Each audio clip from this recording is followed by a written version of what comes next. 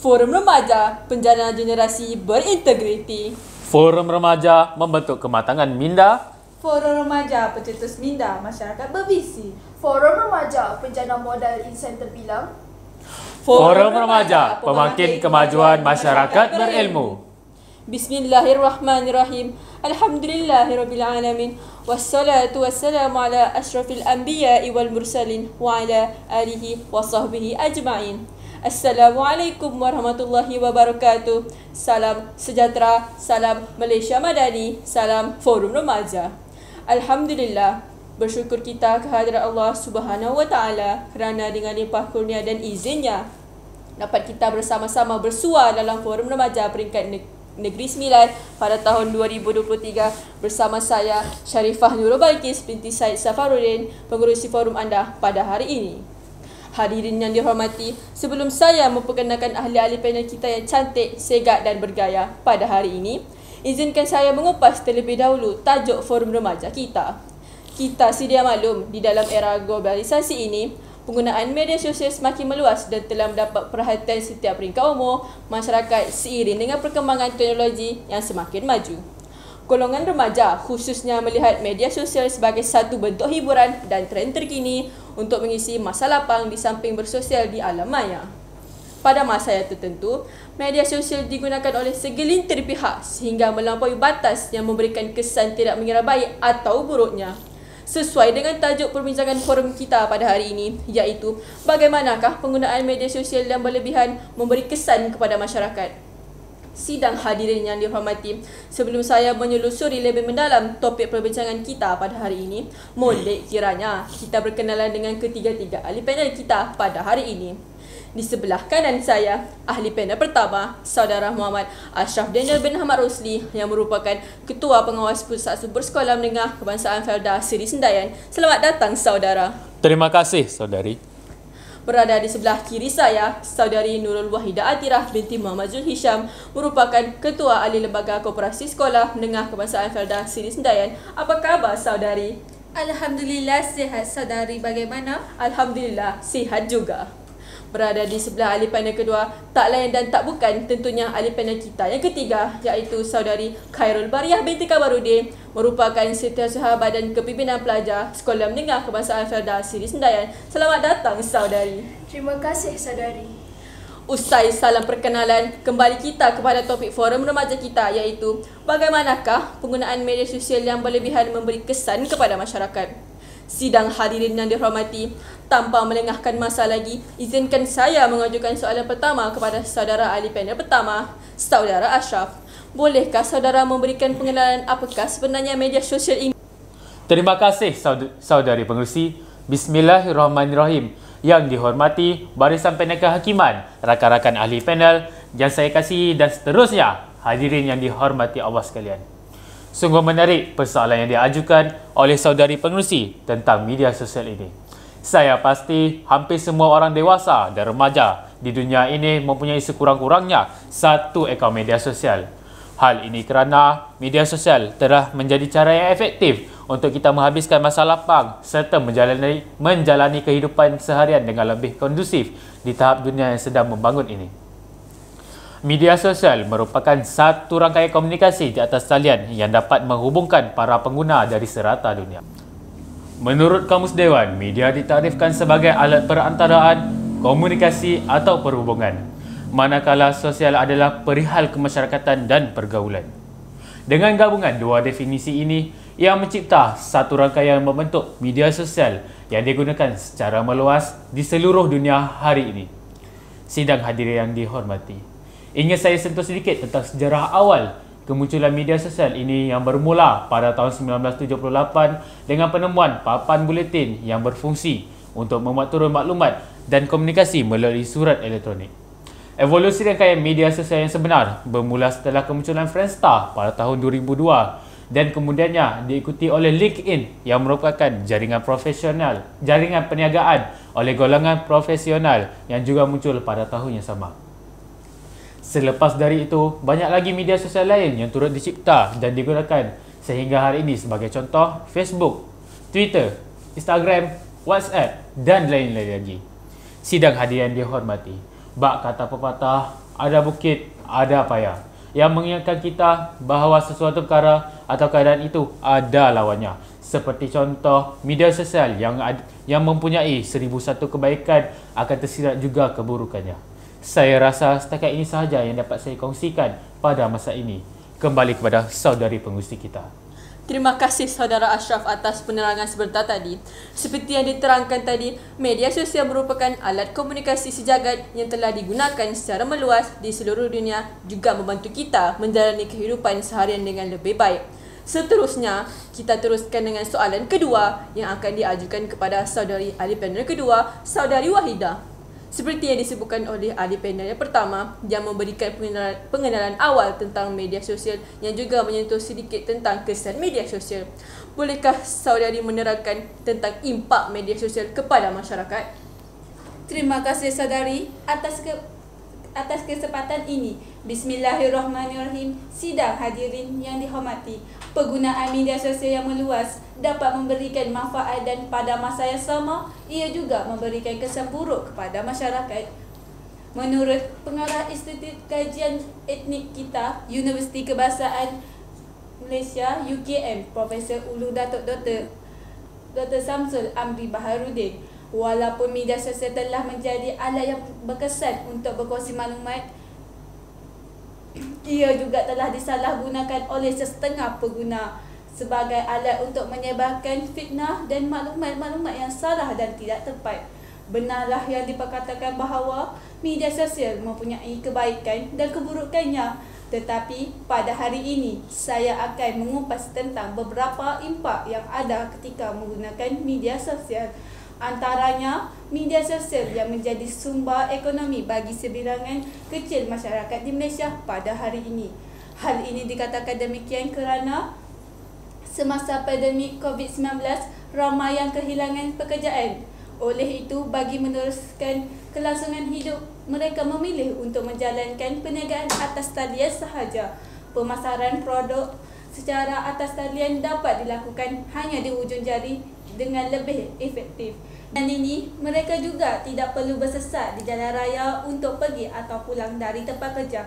Tetapi secara tidak sedar, terdapat banyak risiko yang perlu diambil berat, iaitu perniagaan atas talian juga membina potensi untuk berlakunya penipuan atau pemalsuan produk serta pembayaran dari individu atau pihak yang tidak bertanggungjawab yang jelas memberikan keburukan kepada kita. Di samping itu, perkongsian maklumat peribadi secara berlebihan mungkin boleh mendatangkan banyak keburukannya yang tidak diingini, seperti kebocoran maklumat dan pencubahan akaun peribadi. Ini boleh mendatangkan keburukan jangka panjang yang sukar untuk ditangani, yang memberikan kita gangguan dari segi fizikal dan mental. Seterusnya, saya ingin menegaskan impak yang akan meranakkan sasiah generasi akan datang, iaitu remaja dan kanak-kanak yang perlu dipandang serius pada masa kini. Sikap ibu bapa iaitu orang dewasa yang menunjukkan contoh yang tidak sihat dan memberikan sikap tidak apa dengan membiarkan anak-anak menggunakan media sosial sehingga lalai dalam penggunaannya. Seharusnya ibu bapa perlu memastikan anak-anak melakukan tugasan yang diberi oleh para guru dan perlulah cerna dalam hal anak-anak demi membentuk generasi madani yang terbaik. Benarlah kata peribahasa, bagaimana acuan begitulah kuihnya, yang menunjukkan bahawa ibu bapa perlu menunjukkan contoh teladan yang baik kepada anak-anak, kerana ibu bapa ibarat cerminan anak-anaklah patutlah cermin tersebut. Saya rasa cukuplah buat masa saya serahkan kembali kepada saudari pengurusi forum. Terima kasih. Terima kasih atas penjelasan sebentar tadi. Saya setuju dengan penjelasan ahli panel kedua kita sebentar tadi. Begitu banyak kebaikan yang kita boleh ambil dari media sosial ini sebenarnya, tetapi keburukan juga tidak boleh dilupakan begitu sahaja. Kedua-dua perkara tersebut perlulah diambil dan dijadikan peringan untuk kita menjadi insan yang lebih berjaya di masa hadapan. Baiklah, saya akan meneruskan perbincangan kita pada hari ini dengan soalan yang seterusnya buat ahli panel ketiga, saudari Baria. bolehkah saudari memberikan cadangan mengenai apakah usaha yang boleh dilakukan untuk mengurangkan kesan buruk yang terhasil apabila media sosial digunakan secara berlebihan? Terima kasih saudari pengerusi. Salam sejahtera diucapkan buat semua. Sidang hadirin yang dihormati, semakin hari, semakin banyak keburukan yang timbul bak cendawan yang tumbuh selepas hujan yang terhasil daripada penggunaan media sosial secara berlebihan. Oleh itu, kita perlulah mencari punca yang boleh mengurangkan kesan buruk yang terjadi untuk kebaikan kita bersama. Jadi, saya telah mengumpulkan 3 aspek utama yang akan kita terokai untuk mengurangkan kesan buruk media sosial. Antaranya, aspek kekeluargaan yang menjadi tulang belakang kepada permulaan untuk mengurangkan kesan buruk media sosial yang dapat membina sikap kasih sayang, hormat menghormati, saling bantu-membantu dan bertoleransi. Setiap ahli keluarga, khususnya sudah meningkat dewasa, perlu meluangkan masa dan mengambil kisah terhadap setiap pergerakan dan aktiviti yang dilakukan oleh ahli keluarga yang belum matang untuk menjamin keselamatan dan kepribadian mereka. Selain itu, aspek pendidikan perlu diambil kira sebagai aspek yang utama dalam mengurangkan kesan buruk media sosial, kerana jika ilmu yang diajar oleh guru-guru di sekolah tidak diambil dan dihadam, maka ia akan menjadikan ilmu tersebut bagai melepaskan batok di tangga. Didikan yang diberikan perlu digunakan di masa hadapan untuk kebaikan kita bersama. Seterusnya, aspek undang-undang juga menjadi nadi penting dalam mengurangkan kesan buruk media sosial seperti kebocoran maklumat, pencerobohan data serta fitnah yang berluasa boleh mencalakan maruah diri dan ahli keluarga yang sangat tidak diingini oleh semua pihak. Mengambil tindakan undang-undang boleh membantu menegakkan keadilan buat mangsa yang tidak bersalah. Hal ini boleh memberikan kesan yang mendalam terhadap individu yang mengalaminya dan orang yang di sekeliling dari segi mental dan juga fizikal. Oleh itu, aspek-aspek yang telah saya bentangkan tadi perlulah diambil kira dan digunakan di masa hadapan untuk pembentukan modal insan yang lebih cemerlang. Sekian daripada saya, silakan pengerusi forum. Terima kasih untuk penghuraian yang cukup padat dan berguna sebentar tadi. Saya akur akan ketiga-tiga aspek yang dinyatakan dalam usaha mengurangkan kesan buruk media sosial yang berlebihan pada zaman pasca kemerdekaan ini. Sidang hadirin yang dihormati dan dirahmati Allah, kita masih lagi berada dalam Majlis Forum Remaja Peringkat Negeri 9 pada tahun 2023. Pada ketika dan saat ini, kita masih lagi mengupas topik perbincangan kita, iaitu bagaimanakah penggunaan media sosial yang berlebihan memberi kesan kepada masyarakat. Baik, saya ingin meminta pendapat secara ringkas daripada ahli-ahli panel kita pada hari ini tentang persoalan siapakah penggalas utama tanggungjawab dalam memberikan pendedahan tentang media sosial kepada masyarakat. Tanpa membuang masa lagi, saya serahkan kepada ahli panel pertama untuk memberikan pendapatnya terlebih dahulu. Silakan. Terima kasih saudari pengerusi. Bismillahirrahmanirrahim. Sidang hadirin yang dirahmati Allah. Pada pendapat saya, ibu bapa yang sudah pastinya menjadi mentor utama dan tulang belakang dalam kehidupan anak-anak merupakan penggalas utama dalam memastikan anak-anak terpelihara dalam dunia yang penuh dengan pancaroba yang tidak terduga ini.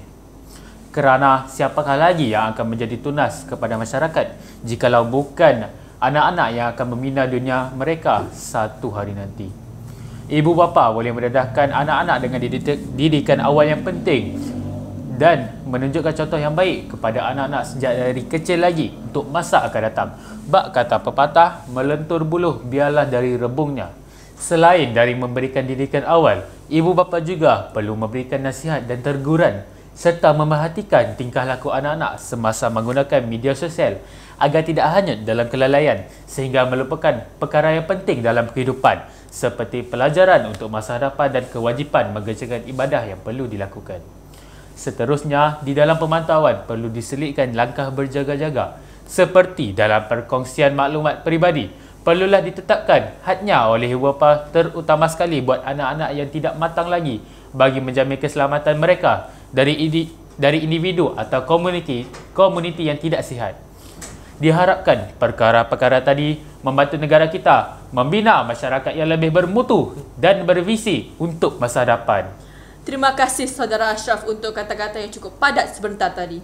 Diharapkan hal ini dapat digenggam dan dijadikan panduan buat golongan ibu bapa di luar sana untuk mendidik anak-anak yang bakal menjadi pemimpin dunia yang hebat suatu hari nanti. Baiklah, seterusnya saya ingin mendapatkan pandangan dari ahli panel kita. Yang kedua, Saudari Wahidah.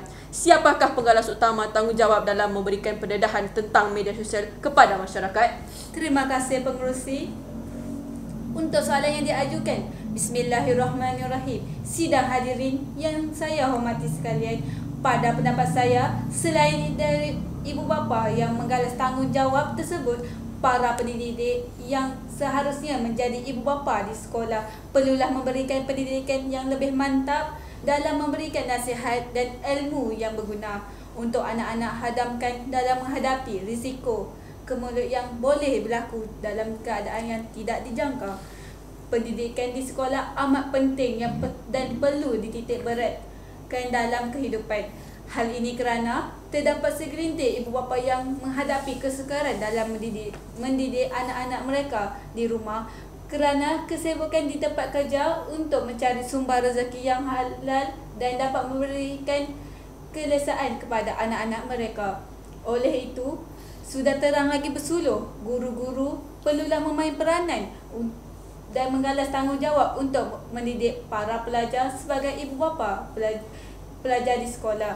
Ianya mungkin nampak tidak penting dan remeh, tetapi apabila ilmu dan nasihat yang diberi hendaklah digunakan dan diaplikasi dalam kehidupan. Ianya sangat berguna dan memberikan banyak manfaat. Dengan pendidikan yang lebih terperinci dan mendalam